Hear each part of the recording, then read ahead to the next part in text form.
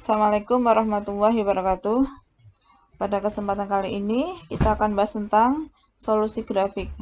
Tapi kita akan sedikit kembali ke materi yang kemarin.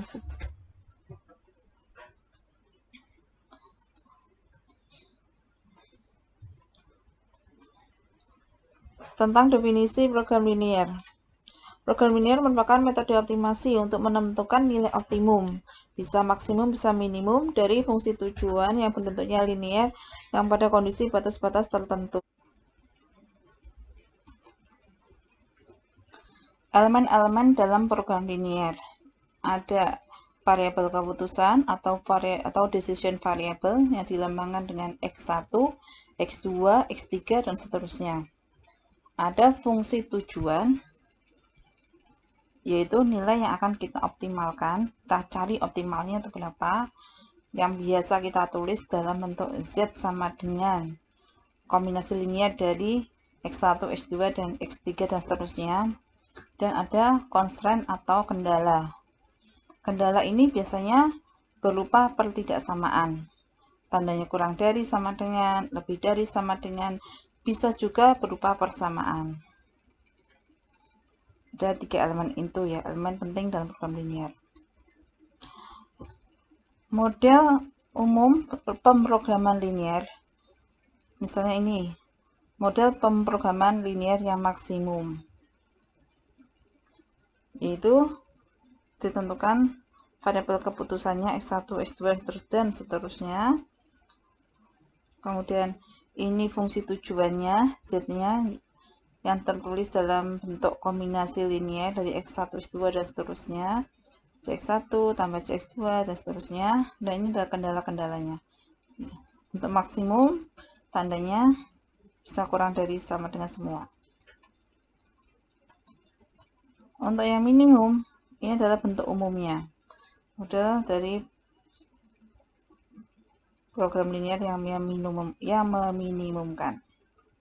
Itu dimana kendalanya adalah bertanda lebih dari. Walaupun nanti ada juga yang campuran tanda pada kendalanya, pada batasan-batasannya itu campuran. Lebih dari, kurang dari, itu merupakan soal minimum, bisa jadi.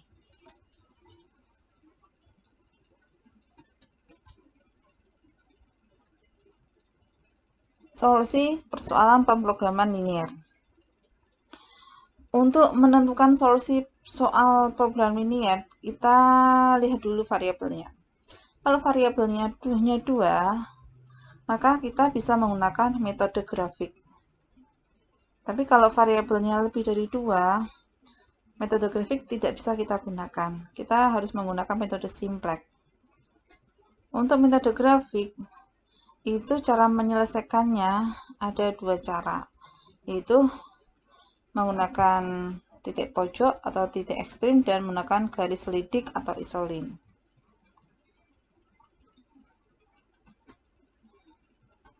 Sebuah pesawat terbang mempunyai tempat duduk tidak lebih dari 300 kursi. Terdiri atas kelas ekonomi dan VIP. Penumpang kelas ekonomi boleh membawa bagasi 3 kilo dan kelas VIP boleh membawa bagasi 5 kilo. Sedangkan pesawat hanya mampu membawa bagasi 1.200 kg. Tiket pesawat ekonomi, kelas ekonomi memberi laba 100.000 dan kelas VIP memberi laba 200.000.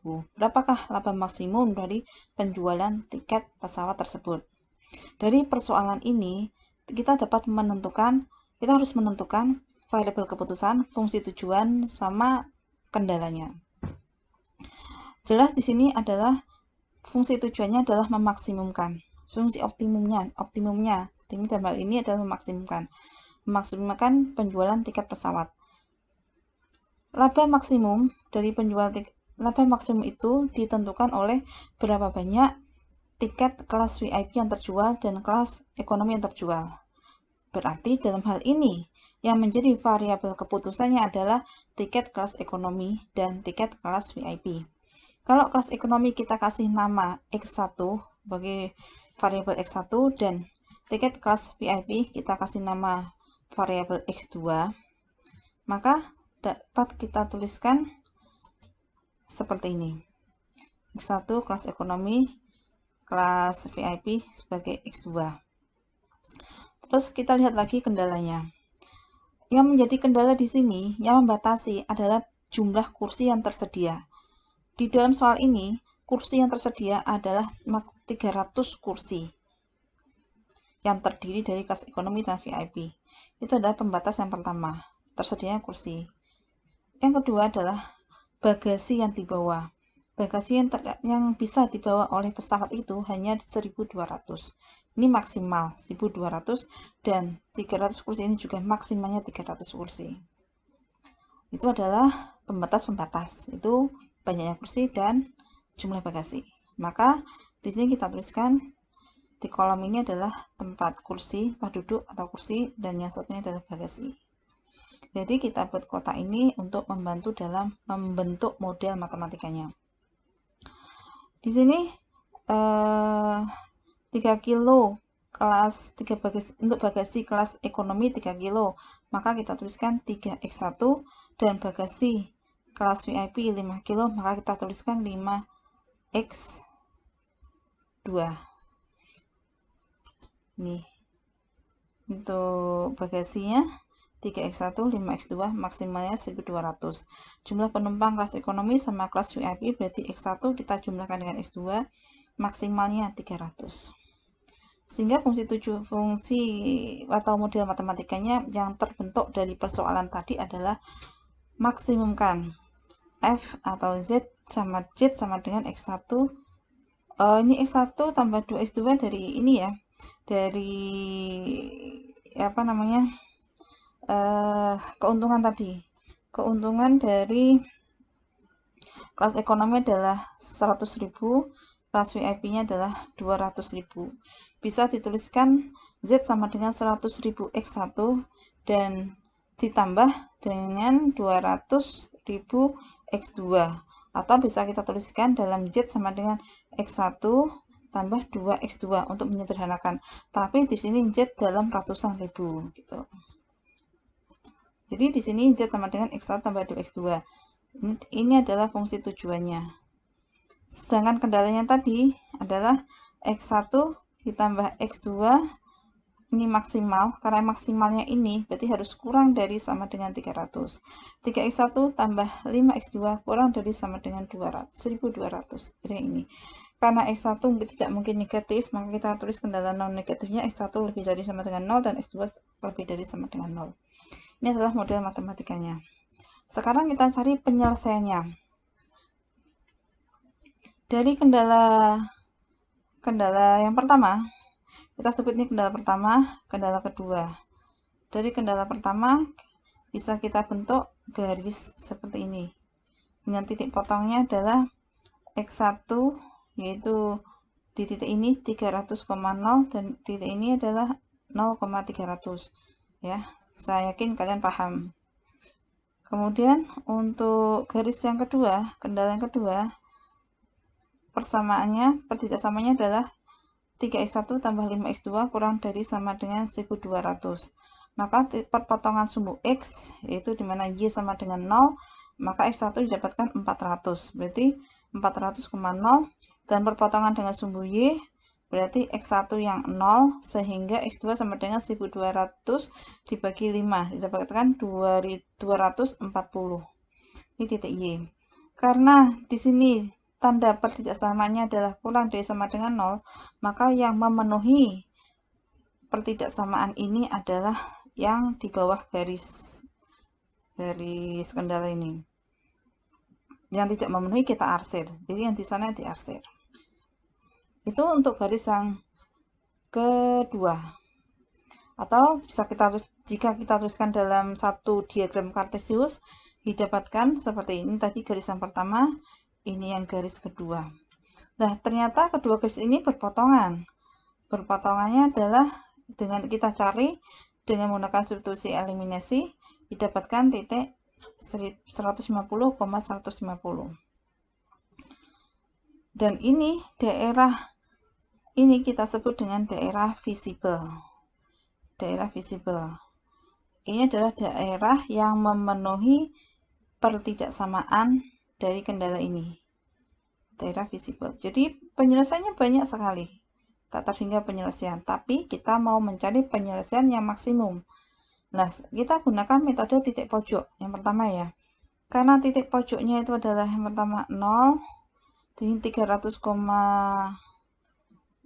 dan ini 150,150 dan ini adalah 0,240. Setelah kita masukkan ke apa namanya fungsi z-nya,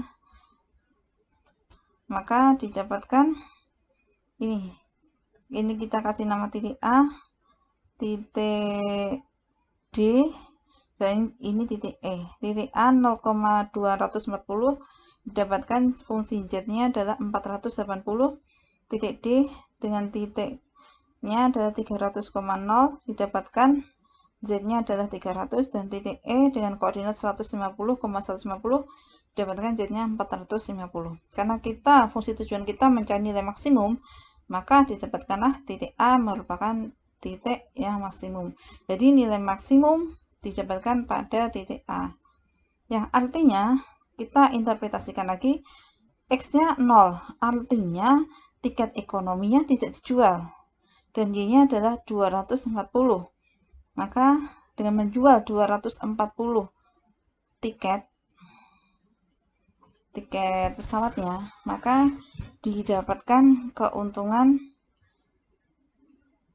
berapa ini? 480.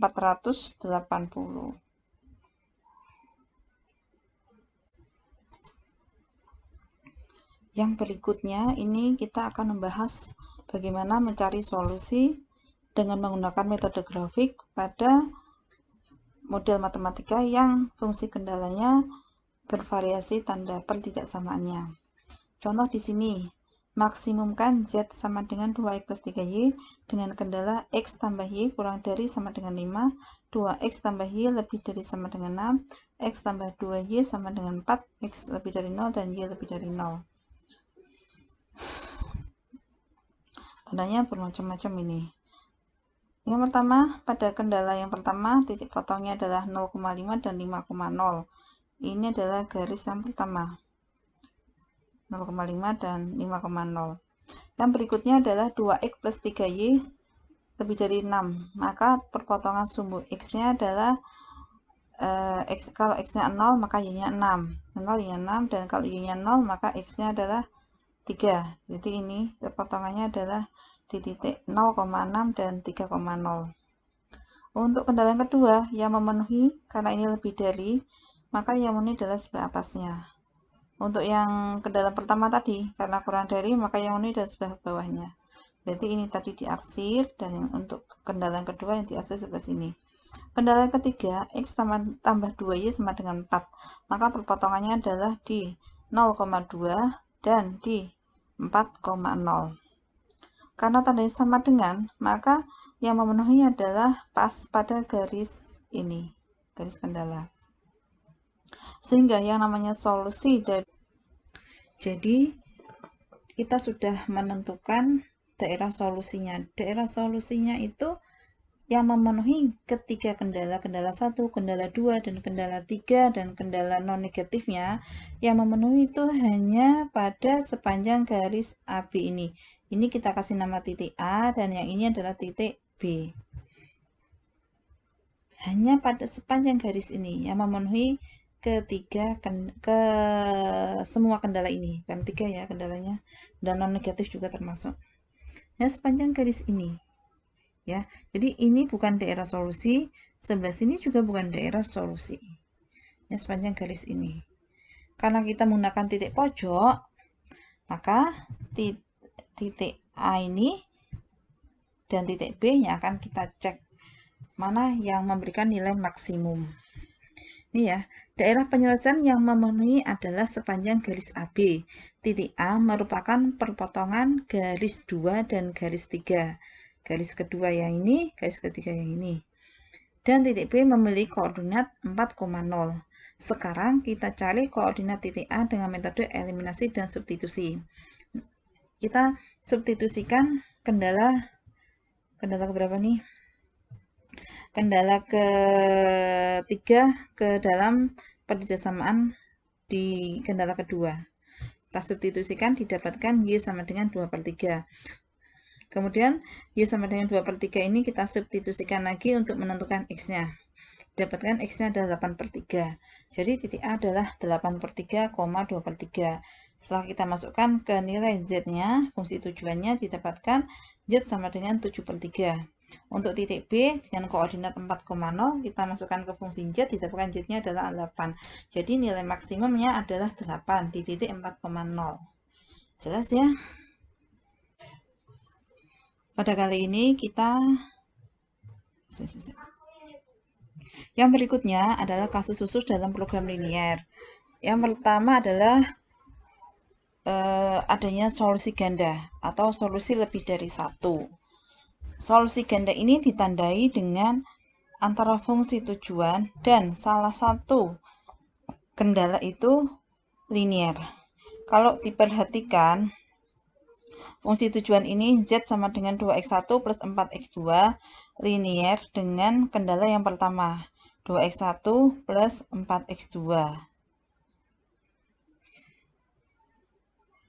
Bisa juga misalkan ini 1x1 tambah 2x2. Atau ini 4x1 plus 8x2. Itu juga linier. Jadi pasti kalau kondisinya seperti itu, ada solusi yang lebih dari satu, atau solusi ganda. Nah ini coba selidiki solusinya apa aja.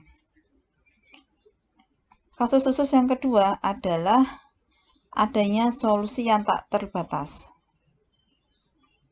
Solusi tak terbatas kan nggak mungkin toh orang yang namanya keuntungan itu tak terbatas, pasti tidak mungkin. Dicontohkan model matematikanya adalah maksimumkan Z sama dengan 2x1 tambah x2 dengan fungsi kendala x1 min x2 kurang dari sama dengan 10, 2x1 kurang dari sama dengan 40. Kalau kita gambar, ini gambarnya.